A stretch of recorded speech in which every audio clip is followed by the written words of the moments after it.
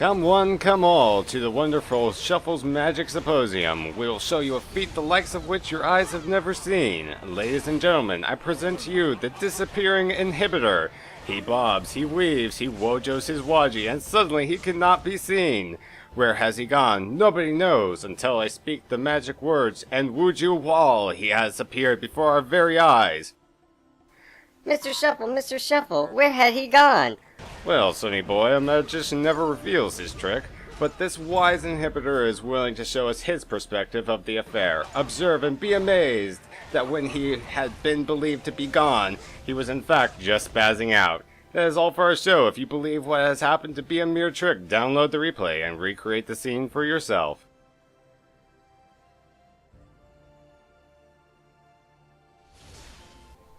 Hey there everyone, this is another one of those Shuffle Sick cases. This whole week I'm going to be kind of focusing in on the Metal Warden, given how she's been introduced the 23rd, I believe it is. So since she's coming out pretty soon, then I'm just going to focus a lot of attention on kind of like how to play her and everything like that. I'm going to start off this game spacing in. And the thing is that a lot of people, they tend to do kind of what I just did. They start off using the energy leash into spell block. And despite the fact that I've just now done that, I kind of want to point out that I've kind of been developing a style where I don't use that instead. Let me put it to you this way. The range for your energy leash is 135, and then the range for your spell block is like 80, okay? So those are kind of your long range pressures. The spell block is of course not that long of range. However, your M1 has a range of 88. So if you just moved in enough to use your spell block on somebody, and you used your energy leash on them and then your spell block, then you could have just been using M1 pressure from the start. And I believe I'm probably going to start doing that right about here. Instead, I just space in. I use my Q to push people back off, and then I use my my shield, which of course the Thorn then overrides with his shield. But that's all good, you know, he's trying to help me out and everything. I really liked spamming my Q, especially in a very high melee comp like this. Unfortunately, I'm not using my EX1 enough as I really should. That'd probably be a good idea. Excuse me. And my ultimate is actually not so strong in this composition. However, I kind of find it a little bit weird. If nobody really knows how her EX1 works, it's a beam that heals people for 2 seconds. It's kind of like a, the closest thing that's to it in the game is, I guess it's mostly like, it's not even like Astronomer's Beam, because Astronomer's Beam heals everybody it goes through. However, this only heals the people at the target location. So it's kind of more like if you took a healer's M2 and you channeled it into a beam. That's kind of like how her EX1 is. So if you're trying to heal yourself up, you have to stand there with your cursor over yourself. You can't shift cast it. You have to hold your cursor over yourself for 2 seconds. Yeah, imagine doing that. You might as well use your Bloodline Medallion, which actually has a, I believe it's a, how long is the cast time on that? I think it's less than 2 seconds though. Well, what I'm trying to point out is that you could actually use your Bloodline Medallion. And as I was blabbering on, we apparently were just winning the game.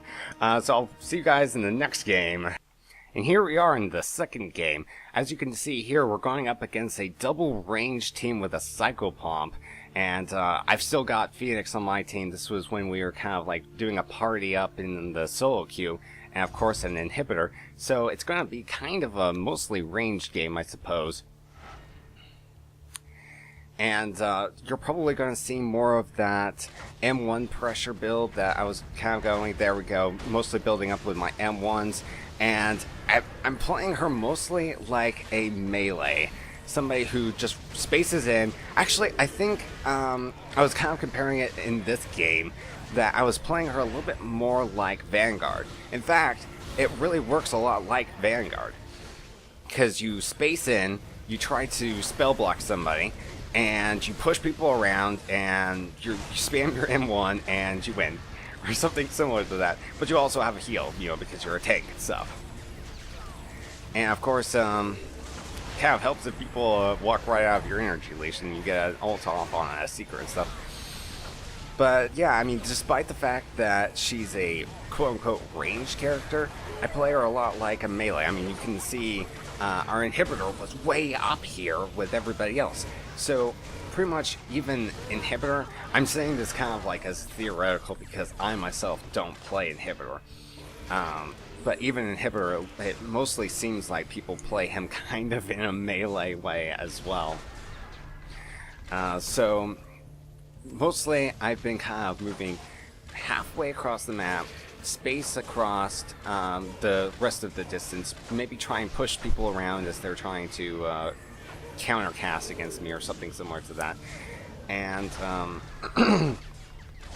then kind of spell block just about anybody.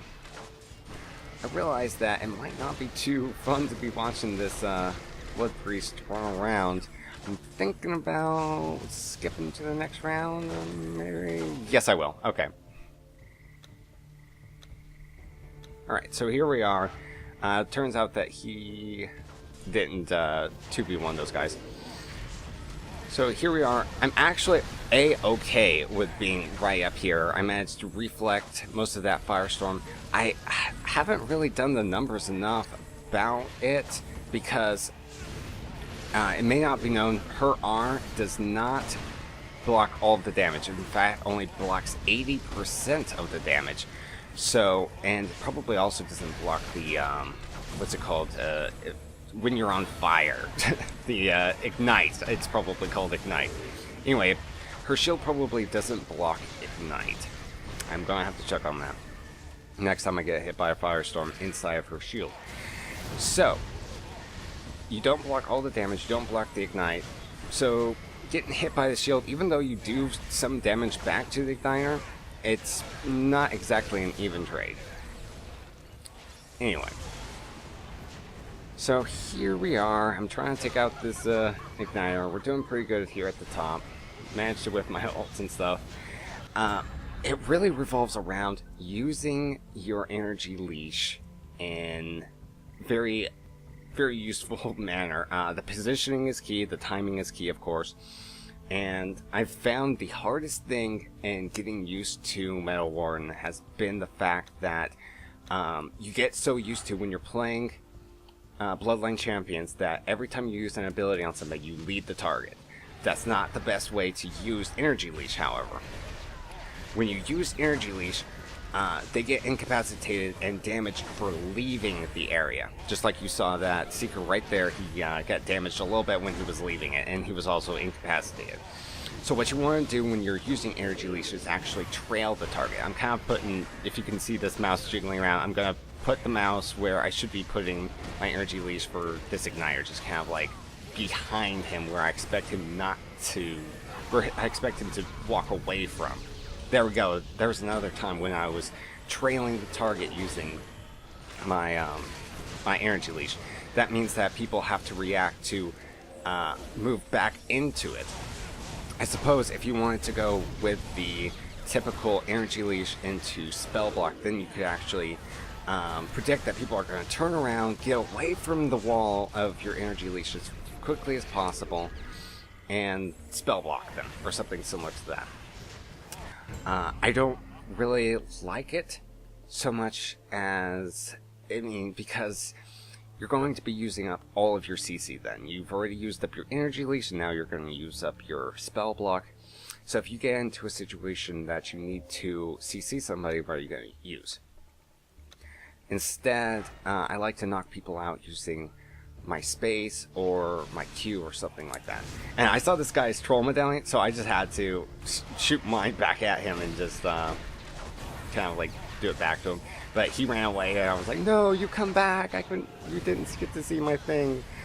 And that's another thing. I just when we were making this team, I was talking to Phoenix, and I was thinking to myself, "Wow, that's so awesome!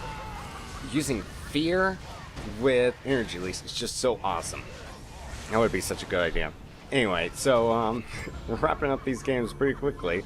I'm pretty sure I've been doing 2 replays for every Shuffle Showcase that I've done so far, so I'm going to try and keep it to 2 replays, even though these 2 were kind of short. I'll see how long this is run on for. If I'm not happy with that, then I'll do a 3rd one. But if not that, I'll see you guys next time.